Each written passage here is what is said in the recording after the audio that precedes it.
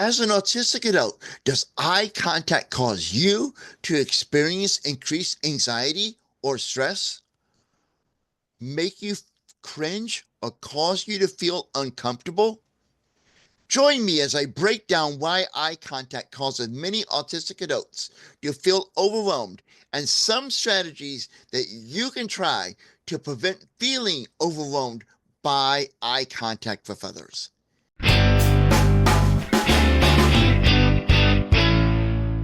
Hey, Define Yourselfers, I am the Confident Autistic from theconfidentautistic.com. If this is the first time you're watching one of my videos, welcome. I truly appreciate you checking out this video.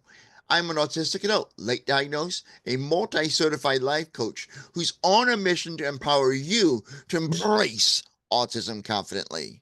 Now, if my mission resonates with you, please like, comment, and share this video. And consider subscribing to this channel because that's the best way you can show your support for my mission. And when you subscribe, do not forget to ring the bell to be notified when new videos are posted and when I go live for our weekly Q&A live stream. Now, research suggests that around 50% of autistic people experience difficulties with eye contact due to a condition called alexithymia. Now, alexithymia makes it hard for us to interpret emotions and social cues, including those conveyed through eye contact. Along with alexithymia, eye contact can be overwhelming due to a combination of our sensory overload challenges, our cognitive load challenges, our emotional intensity challenges, our social pressure and expectation challenges, as well as our neurological differences. So let's start with our sensory overload challenges. Direct eye contact for autistic adults like you and me can feel overly intense. It can feel like a spotlight is shining in our eyes. And this sensation of feeling overly intense or spotlight in our eyes from eye contact is caused by a condition that we call hypersensitivity to stimuli. Because when we're looking at something or someone's looking at us, that's stimulating our brains. Our brain is getting activated. And if we're hypersensitive to stimuli, that's going to make eye contact even more overwhelming and possibly traumatic for us. Now, for those of us on the spectrum, maintaining eye contact requires processing visual input, which can clash with processing auditory information during a conversation. And this makes it harder to focus on what's being said. Now, and this may be caused by our challenges with competing sensory inputs. Now, competing sensory inputs kind of helps us segue into the next category of cognitive load challenges. Because when we have competing sensory inputs, that's increasing the load on our cognitive abilities, which is going to cause us trouble. And this is why eye contact is a I won't say trigger, but why eye contact is affected, I guess you could say, by the challenges we have at cognitive load. So let's dive a little bit deeper into cognitive load challenges. So for us autistic adults, let's be honest, conversations themselves with others required increased mental effort. Now, speaking for myself, possibly for you as well, I'm always thinking of stuff. I'm always doing stuff. I mean, I'm working on a project, I'm reading a book, whatever. I get so intensely laser focused into it. In fact, I describe my mind like New York City. You know, they say New York City, the city that never sleeps. My mind is a mind that never shuts off. It's horrible. I'm sure many of you in the spectrum can relate to that. So when somebody wants to have a conversation with me, now I'm getting a little bit more cognitive load. It's like on a computer. When you open up one program in your computer pretty fast, right? You open up more and more computers, especially in the earlier days of computers, it would get slower and more sluggish. And eventually the RAM would get full. and you would have a system crash, you have to reboot to clear the RAM, whatever. And that's kind of what happens for us on the spectrum. We're doing stuff. We're always thinking of stuff. I mean, I'm even when my wife is talking to me. I love my wife, and I try to pay really good attention to her. But while she's talking to me, I'm thinking about other things. I'm thinking about, okay, I'm stimming. I don't want to drop this ball. I'm focusing in on that. I'm trying to listen to her. I have multiple things going on. Okay, so this definitely means that when we are into a conversation, they require increased mental effort. Because when we're by ourselves thinking about our things and our special interests, whatever, those are fine. But conversations do not happen 24/7. Therefore, this is going to require an increased mental effort to make sure that we're fully present for the conversation. So, making eye contact while we're engaged in a conversation adds another layer of work for us in a conversation. So we're really trying to, quiet down our brains. At least I know I am, from all the thoughts racing through it, because we want to pay attention to this conversation. Then there's eye contact coming in. It's like, okay, my processor is getting overloaded. That's basically what's going on. Using a computer analogy, if you hang around me a lot, I'll use a lot of those.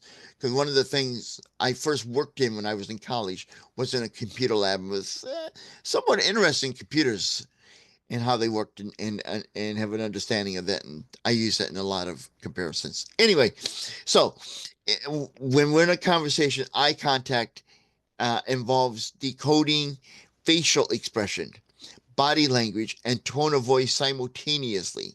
This added layer of social processing can overwhelm the brain. Like I said, like in a computer, it's going to make the computer sluggish and slow it down, right? And this overwhelmed experience we're having may already be working hard to, or brain actually, that is, may already be working hard to interpret verbal communication. So, I know I made that a little goofy there. Let me try to clear this up for you. So we got stuff going on in our brain. We always do. At least I do, right? Then somebody wants to have a conversation on top of that. Okay, fine. I got to try to tone down what's in my thoughts and really focus in the conversation. Okay, I'm focusing in. Oh gosh, now I got to focus in on the body language and the eye contact, and try to interpret what their body is saying to me. And let's be honest. In our society, at least here in the United States, eye contact with somebody making conversation is respectful. Now I have to be respectful, and I don't want to be disrespectful, but making that eye contact, this is too much going on. And I know the most important stuff usually comes verbally, and this is like too much. I can't handle it. Ugh. And you want to go into a shutdown. Let's be honest, okay? We want to do that, which we don't want to, because we need to be engaged in this conversation. Now, was on the topic of cognitive load challenges. And I'd like to add to this conversation that for some autistic adults, maintaining eye contact causes us to experience a sense of divided attention. And this can happen with cognitive load. When we're doing too many things, we're trying to filter it out, because, we get sensory overload. Like, I can get sensory overload from too much noise. For me, like, obviously I live with my wife. My mom lives with us as well. We share a house, and they have two TVs on watching two different programs, and they're both kind of loud. My mom's a little bit loud because her hearing's a little challenged in the hearing department, and my wife's kind of loud because we don't have carpeted floors. We have a vaulted ceiling, so everything echoes. And those two TV sets are like competing noise, and that overwhelms me. The same can happen from our cognitive load challenges. We are getting sensory input auditory, right? From somebody talking to us. At the same time, we're getting visual input because we're making eye contact or trying to observe their body language and all simultaneously. And that's too much for us. For some of us, we can only process one of those two things at a time. And we know we need to prioritize, at least we believe we do, and I believe this to be true, to prioritize the auditory, what's being said, because that's more important to us than the eye contact, the visual, because that's just added information that's not going to be relevant to what you need to gain from the conversation. It's just, to us, it can be added fluff that's just confusing to us. Because now we're sitting there, and with our allothymia, and someone puts their hands on the hips, so it kind of tilts the head. And we're listening to them and trying to think, what does that mean by that? What are they saying? Are they upset with me? Are they mad? Are they having an attitude? Are they are they disappointed? Are they happy? And we get distracted from the conversation because we're trying to figure that out. And this is where it gets really cognitive overload for us. Too much information. We can't process it. And just like a computer, and I mentioned a moment ago, we will have the tendency to want to go into a shutdown or a reboot in computer terms. Now, let's move on to the emotional intensity challenges we face in life that are are amplified or are part of why uh, eye contact can cause us to feel overwhelmed. And that eye contact, for many of us on the spectrum, can cause us to perceive that we are vulnerable because eye contact can feel deeply personal and invasive, causing us to feel as if the other person is peering directly into our thoughts and emotions. And for some of us, our thoughts and emotions can be very personal and private, and we don't want to let that out because we're afraid of being judged uh, and and and looked down upon by those who are not on the spectrum. So, they say the eyes of the soul to the heart or whatever they say. I don't remember. Anyway, uh, like look deeply into my eyes so I know what you're thinking and we can connect. And that scares some of us. And that's fine. It scares me too. Okay. I don't like eye contact, to be honest, but I hate it. I dread it. It's horrid for me. Anyway, so this is why the emotional intensity challenges come in because we are guarded about our emotions. Some of us are very guarded about our emotions, partially because we don't understand our emotions, and we're always concerned if we're conveying our emotions appropriately by our language, our tone of voice, our body language, etc. Additionally, the emotional weight of eye contact can be disproportionate, making it uncomfortable or distressing when we're in a conversation with someone else, which can lead to a heightened emotional response while interacting with others. In other words, we could be reading too much into somebody's emotions if we focus in on eye contact or visual cues that we're getting from them, and we can misinterpret them. So that's another reason that eye contact can make us uncomfortable, overwhelmed.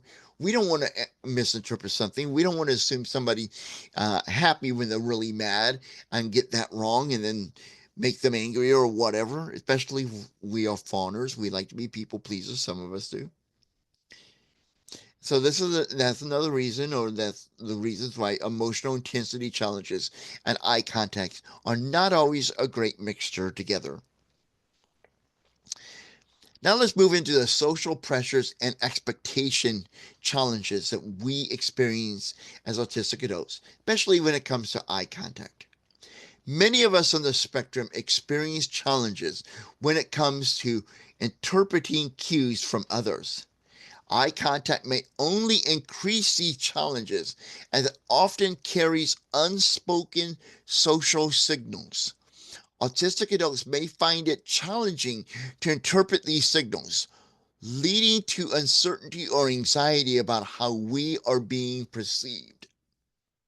Additionally, eye contact, or lack thereof, if we're not making eye contact, causes us to experience a fear of judgment as we worry that we're being scrutinized by others, adding to the stress of the interaction that we are already experiencing. So we're not comfortable with eye contact. We're not sure how to do it, when to make the eye contact, when to look away.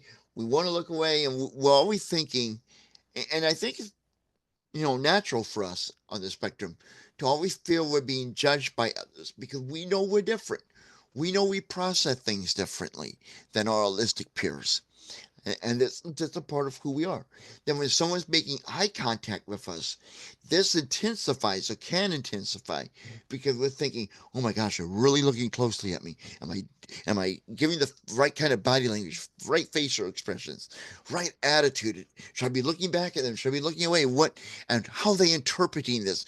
We I say we get hyper focused on this, and we probably shouldn't, but we do, and that's just how we are, and there's nothing wrong with it. It's just who we are and what makes us the wonderful, amazing autistic people that we are. Now, last but not least, that we want to talk about when it comes to contributing factors to us feeling overwhelmed by eye contact is our neurological differences that we have compared to our autistic peers.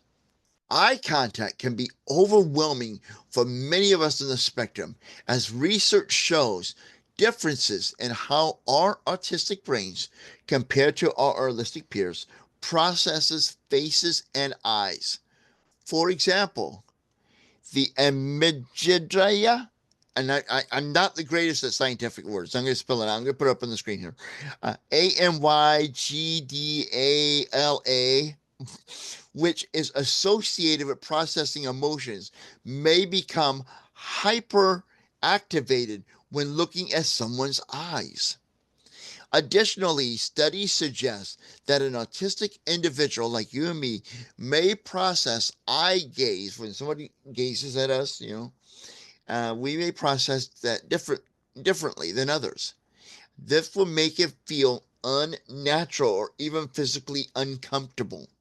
Now that we have discussed some of the daily challenges we face as autistic adults that can contribute to us feeling overwhelmed by eye contact, let's talk about some coping strategies that can help us reduce, if not eliminate, that feeling of being overwhelmed with eye contact. And before we get into that, we need to understand a little bit more about eye contact in our society. Because eye contact is deeply ingrained in our social norms, at least here in the United States.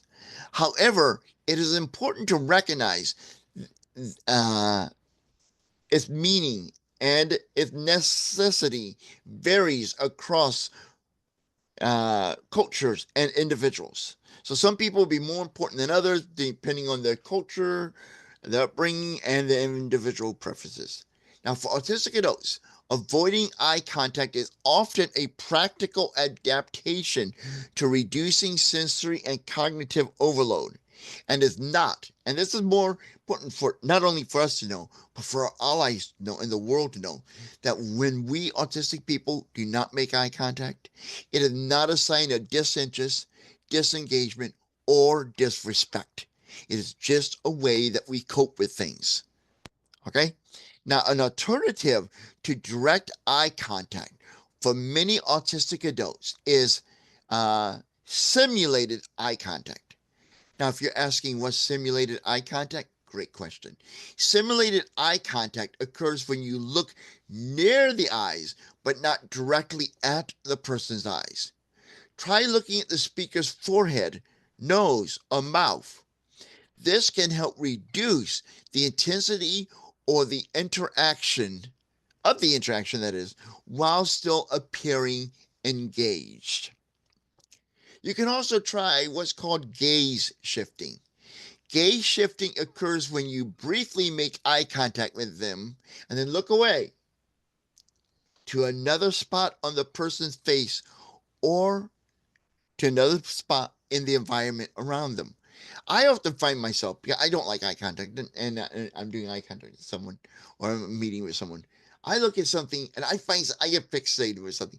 Like they have a picture of a cat on the wall, and I just get so focused in on that. I try to have my face looking towards them, but I turn my eyes when I'm looking at something else and like, ooh, I wonder what kind of cat that is. Is that a boy or a girl? And then that's when my mind gets really active and that adds on to my cognitive load. We talked about that earlier. Now, the use of grounding techniques, including focusing on breathing or holding a small object like a needle ball, can help manage feelings of overwhelm during a conversation. So, we feel that whether it be eye contact or just a conversation itself, holding something that makes you feel comfortable can help you manage those feelings of being overwhelmed. Additionally, self-advocacy is an effective coping strategy for autistic adults who are overwhelmed or feel uncomfortable with eye contact. Autistic adults like you and me should try to explain our discomfort with eye contact to others. This simple act can help set realistic expectations. Now I'm going to share a really brief story with you. I think I shared another video, but I'm going to share it again. A couple of months ago, my wife and I went to Liz Crafters.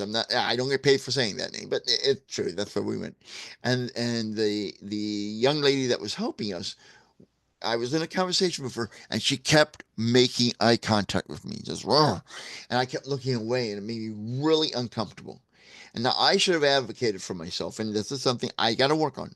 But my wife spoke up and said he doesn't like eye contact, and because she could tell she was getting kind of upset or troubled that I was not making eye contact with her. So my wife said to her, he doesn't like eye contact, he has autism.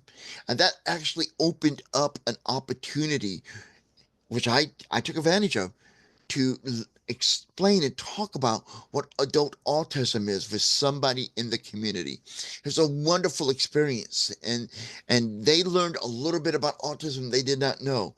So, I mean, these type of opportunities help us in many ways. It helps us explain to the world what autism is, get rid of some of the misconceptions, the stereotypes, and I felt better about myself because I was able to explain myself to others, which helped me understand myself better.